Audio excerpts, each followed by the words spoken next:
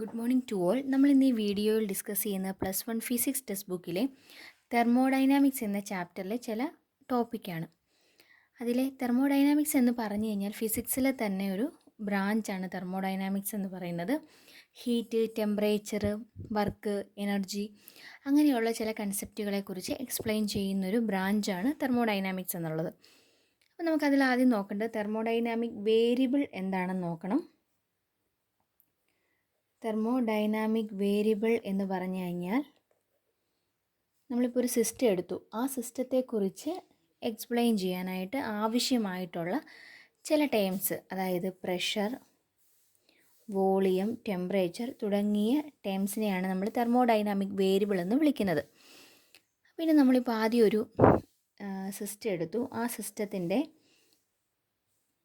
Thermodynamic variables എന്ന് പറഞ്ഞാൽ P1, V1, T1 ആണെന്ന് കരുതുക.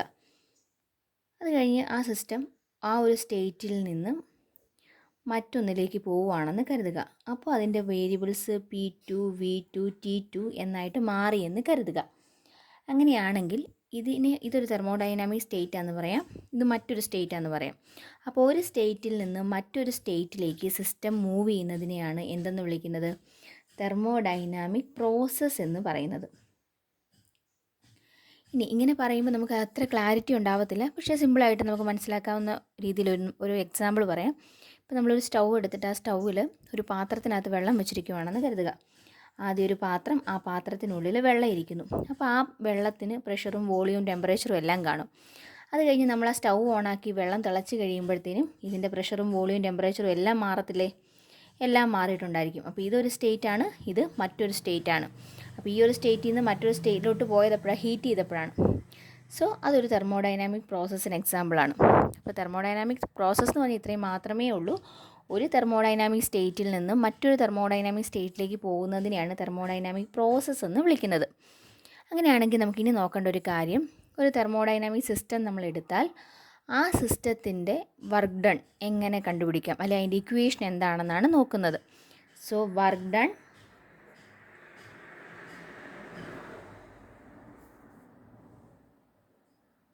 ഇൻ എ തെർമോഡൈനാമിക് സിസ്റ്റം അതെങ്ങനെയാണെന്ന് നമുക്ക് നോക്കാം. അതായത് നമ്മൾ ആദ്യം ഒരു സിലിണ്ടറിനുള്ളിൽ ഗ്യാസ് നിറച്ചിരിക്കുന്നു. എന്നിട്ട് അതിൻ്റെ മുകളിലൊരു പിസ്റ്റൺ വെച്ചിരിക്കുന്നു, മൂവ് ചെയ്യാൻ പറ്റുന്നൊരു പിസ്റ്റൺ വെച്ചിരിക്കുന്നു. നിലവിലത്തെ അതിൻ്റെ വോളിയം എന്ന് പറയുന്നത് V1 ആണെന്ന് കരുതുക. ഇനി ഇതിൻ്റെ ഈ പിസ്റ്റൻ്റെ ഏരിയ ഓഫ് ക്രോസ് സെക്ഷൻ, അല്ലെങ്കിൽ ഈ സിലിണ്ടറിൻ്റെ ഏരിയ ഓഫ് ക്രോസ് സെക്ഷൻ എന്ന് പറയുന്നത് A ആണെന്ന് വിചാരിക്കുക. ഇതിനകത്ത് ഗ്യാസ് നിറച്ചിട്ടുണ്ട്. ഗ്യാസ് നമ്മൾ അടച്ചു വെച്ചിരിക്കുകയാണല്ലോ ഒരു പിസ്റ്റൺ ഉപയോഗിച്ചുകൊണ്ട്. സോ അതിനുള്ളിൽ പ്രഷറുണ്ട്. ആ പ്രഷർ കാരണം എന്ത് സംഭവിക്കും? ഗ്യാസ് എക്സ്പാൻഡ് ചെയ്യാനായിട്ട് നോക്കും. എക്സ്പാൻഡ് ചെയ്യണമെന്നുണ്ടെങ്കിൽ എന്ത് ചെയ്യണം? ഈ പിസ്റ്റൺ മുകളിലേക്ക് മൂവ് ചെയ്യണം. സോ ഇതിനകത്തെ ഗ്യാസ് മുകളിലേക്ക് ഒരു ഫോഴ്സ് അപ്ലൈ ചെയ്യുന്നുണ്ട്. അതെന്ത് കാരണമാണ് ആ ഫോഴ്സ് അപ്ലൈ ചെയ്യുന്നത്? പ്രഷർ കാരണമാണ് അപ്ലൈ ചെയ്യുന്നത്. സോ നമുക്ക് എഴുതാം force exerted by the gas exert ചെയ്യുന്ന ഫോഴ്സിൻ്റെ equation F is equal to P into A എന്ന് കിട്ടി. ഇനി അപ്പോൾ ഇങ്ങനെ ഫോഴ്സ് അപ്ലൈ ചെയ്ത് കഴിഞ്ഞപ്പോൾ ഈ സിലിണ്ടറിലെ ഈ പിസ്റ്റൺ ഇച്ചിരി ഒന്ന് മാറിയെന്ന് വിചാരിക്കാം. ചെറിയൊരു ഡിസ്റ്റൻസ് ഇങ്ങോട്ട് വന്നു. ഈ ഡിസ്റ്റൻസിനെ dx എന്ന് കൊടുത്തെന്ന് കരുതുക. അപ്പോൾ ചെറിയ ഡിസ്പ്ലേസ്മെൻറ്റ് ഉണ്ടായി. അങ്ങനെയാണെങ്കിൽ അവിടെ വർക്ക് നടന്നെന്ന് പറയാൻ സാധിക്കുമല്ലോ. ഒരു വർക്ക് നടന്നിട്ടുണ്ട്. അപ്പോൾ നമുക്ക് എഴുതാം work done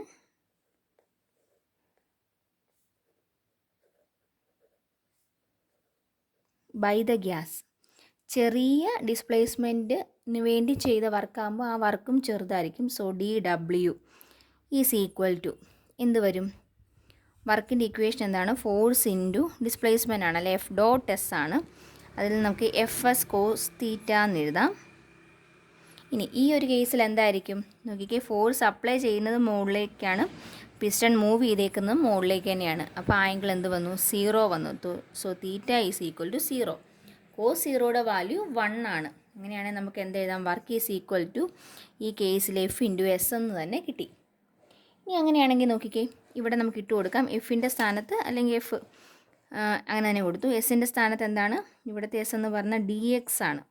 so F into dx എന്ന് കൊടുത്തു. എഫിൻ്റെ സ്ഥാനത്ത് എന്ത് കൊടുക്കാം? PA എന്ന് കൊടുക്കാം. PA ഡി എക്സ് എന്ന് കിട്ടി. എ ഇൻറ്റു ഡി എക്സ് എന്താണ്? ഈ ചെറിയ വോളിയമാണ്. സോ പി ഡി വി എന്ന് കൊടുക്കാം. അപ്പോൾ നമുക്ക് ഈ ചെറിയ ഡിസ്റ്റൻസ് മാറ്റാൻ വേണ്ടി ചെയ്ത വർക്കാണ് ഈ കിട്ടിയിരിക്കുന്നത്. അങ്ങനെയാണെങ്കിൽ നമുക്ക് നമ്മുടെ പിസ്റ്റൺ ഇപ്പോൾ ഇവിടം വരെയാണ് കൊണ്ടുവരുന്നതെന്ന് കരുതുക. ഇവിടം വരെയാണ് നമുക്ക് കൊണ്ടുവരേണ്ടത്. ഫൈനൽ വോളിയം എന്ന് പറയുന്ന V2 ആണെങ്കിൽ ടോട്ടൽ വർക്ക് എന്ന് പറയുന്നത് എന്തായിരിക്കും? Integral V1 to V2 P D V എന്ന് കിട്ടി. അപ്പോൾ തെർമോഡൈനാമിക് പ്രോസസ്സിൽ വർക്ക് ഡണ്ണിനുള്ള ഇക്വേഷനാണ് work done is equal to integral V1 to V2 P D V.